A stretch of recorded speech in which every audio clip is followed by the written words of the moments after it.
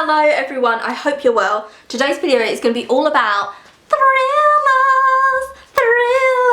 now. I'm a gifted singer, we can all tell, but I absolutely adore thrillers. So these are a load of thrillers that I've read and absolutely loved. Every single one of these is great, it's fantastic, you should read it. First up, I'm going to say what a thriller means to me because I think everyone has like different opinions. For me, it's got to be an easy read. It's something that I'm going to get engrossed in. It's a page turner. I've got to find out what happens, but it's not too like going to play with your head, psychological. You've got to really like a headachy read, get into it. It's not like that. It's quick. It's to the point, normally crime. So these are these books. I'm going to show you them. First up, I have The Silent Wife by A.S.A. This is one of the greatest books I've ever read. It's fantastic. It's to the point as well. It's about a married couple. They've been married for years. They've got children who have grown up and fled the nest, and the man has always cheated on his wife forever. And she's just stuck her head in the sand and she knows he's a serial cheater. And then she knows that he's like cheating again and she just snaps. That's all I'm going to say. Don't read too many reviews on it. Don't get spoilers on it. Really, really well told. Absolutely great. Like so good. Such a good thriller. So there's that one. Next up I have Cartwheel. This is by Jennifer DuBois. Now this is based on a true crime case. The true crime case being the Amanda Knox case. Now if you don't know the case, I'll just recap it quickly. Amanda Knox was an American student who went over to Italy to study. There was then a girl called Meredith Kircher who came over from she lived in the UK. She went over to Italy to study. These two girls ended up living together and Meredith was terribly murdered and Amanda was charged with her murder. She then spent time in prison for it and everything, and now she's been acquitted for the murder and she's out, and people say that she didn't do the murder and it went through the law system and she's been found innocent, and another man is now in prison for Meredith's murder, but people still think Amanda Knox is a killer. They think Amanda Knox got away with murder and that she is actually the true killer.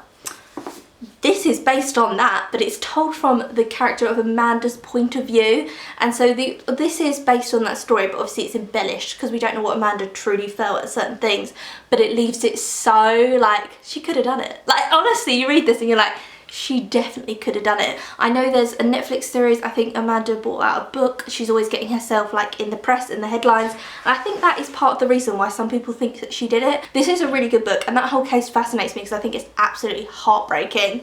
So well told and so many twists and turns in that. And there's also a boy next door that she's forming this relationship with, and that's all weird within it as well. Really great book. Next up, this is quite a serious one. This is by Jodi. Picoult. It's The 10th Circle. If you've read any Picoult, you'll know that she is such a quick read. Seriously, so to the point, so easy, and yet so still poignant as well at the same time, which I think is such a skill, because a lot of people who are very poignant within their novels, it's very kind of wordy and yeah, it's not that easy to read, is it? But this is very easy to read. So bear with me with the plot a little bit. This is about a girl, she's 14, she comes home to her parents and says she's been raped, which sounds incredibly heavy, and it is heavy, but it's really about her parents working out what actually happened that night, and then you kind of find out later on what happened at the night. Would you say that's rape? What happened? And the whole scenario to do with that.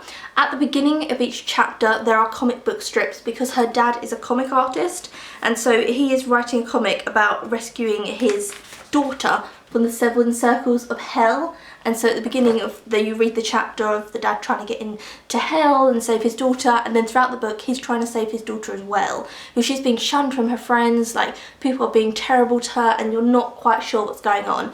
I would say this is really about a parent's awakening, because both her parents don't realise that she's even having sexual relations, so there's that, and then they find out at this party everyone's been drinking and everyone's been playing this horrible like sexual game, and they're all like, ugh, that's gross. So it's kind of parents realising, oh, our little girl isn't a little girl anymore. Really interesting book, so interesting, really good, really fast paced as well. Next up I have Damage. Spoken about this book so much this year. Love it. This is about a man, it's set in the UK, he's a politician, and he starts an affair with his son's fiancée. So he starts an affair with her and she's a very damaged person. So we find out about her life. She's had great tragedy.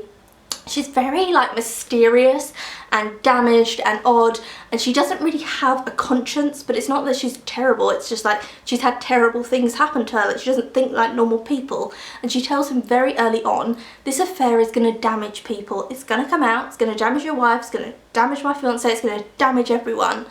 But they still are in this affair, and throughout it there's this dread of something awful is going to happen, something really bad, something bigger than people just finding out, something devastating, a tragedy is going to happen.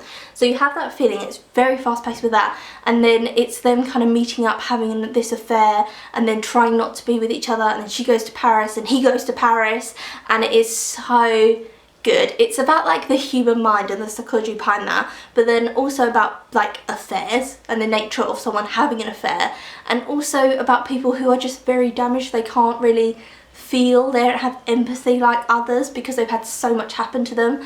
So good, like honestly, best book of the year, I think I might say. Like this is such a good book, absolutely adored it. I then have Mary Higgins Clark, Where Are the Children? This was my first ever book review, which I'm going to link down below.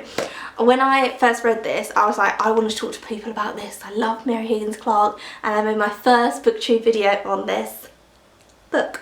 So I'll put that down below. This is about a woman, she's married, she's got 2 children. Those children then die. She then marries again, has another 2 children, and those children go missing. Really good. Like, I don't want to tell you any more than that. It's a short book, it's very good. I love Mary Higgins Clark, honestly, love her. Love the girl. Danielle Steele, Danielle, love them, love the girls. This Mary Higgins Clark is kind of like a Lifetime movie, but a little bit more realistic. Not full realistic like it could happen, but a little bit more. You know, Lifetime, at the end of the Lifetime film, they'll be like arguing and then someone will grab a like shotgun out of a handbag. And you're like, what? How has this happened? Mary Higgins Clark is that, but a little bit more realistic. And last but not least, I had to put in some Anne Cassidy. I love Anne Cassidy so much. So Anne Cassidy is really, you have a teenage girl and then something happens to her, something thrillery themed. These are YA books, but they're really not. Like, I'm a fully grown woman. but I read these and I like totally love them. So good. So these are my 2 favourites. Other ones that I have by Anne Cassidy are Missing Judy, Innocent and Talking to Strangers. Those 3 are also really good, but these are my 2 faves. So I'll start off with this one. This is Love Letters. Set yourself in the scene.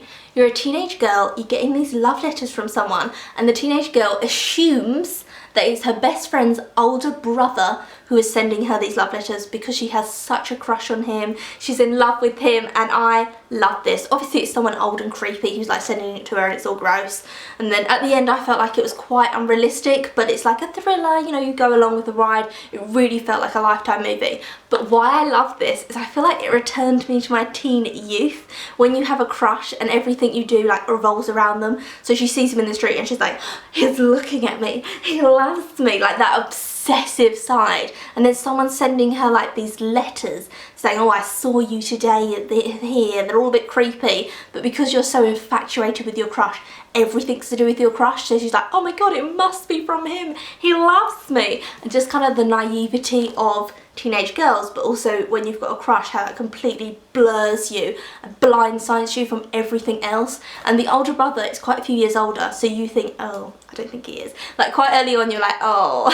So I loved Love Letters. And then last but not least, my all-time favourite Anne Cassidy is this one. This is called Looking for JJ. This is about someone called Alice who 6 years ago when she was a child, she killed another child.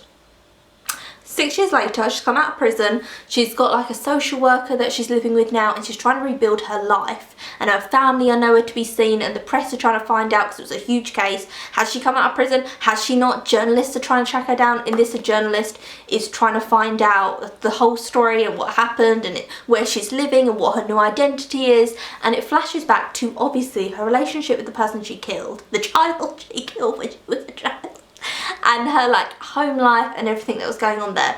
You work out quite early on, so I'll tell you now, it's not a murder as in like she planned it, she decided to go around someone's house and kill them. It's not that kind of crime. And so it's about really rebuilding, but then also saying, terrible happening in her past and her telling you what happened. You get little snippets of information, you're not quite sure what happened, and it's written so well that like at some bits you're like, oh, what? And then the other bit you can relate more, and it's kind of, it turns you on and off from the main character throughout the whole book, and I really like that, and I really needed to know what happened. This is probably like the biggest and Cassidy book ever as well. It's really good, absolutely loved that. And that's it for my thrillers. Thrillers now, you're fighting for your life, well get up, thriller, thriller tonight. When I was a child, I was obsessed with Michael Jackson to an unhealthy level that my mum got me this video where it had all the Michael Jackson music videos, and I used to like copy the moves and then stop the video, rewind, copy it again, and like try and get the moves down. Obviously I was terrible. But anyway, that's the end of this video, the end of my Michael Jackson talk, the end of all these books. All of them are so good. All of them are also such addictive reads, so pre-warning there, once you pick them up you won't be able to like stop until you finish them. So yeah, if you have like pets or children or something, maybe get someone to look after them while you're reading these books because they'll be neglected. Anyway, oh, that took a dark turn, sorry. Anyway, that is the end of the video, and I'll see you again soon for another one.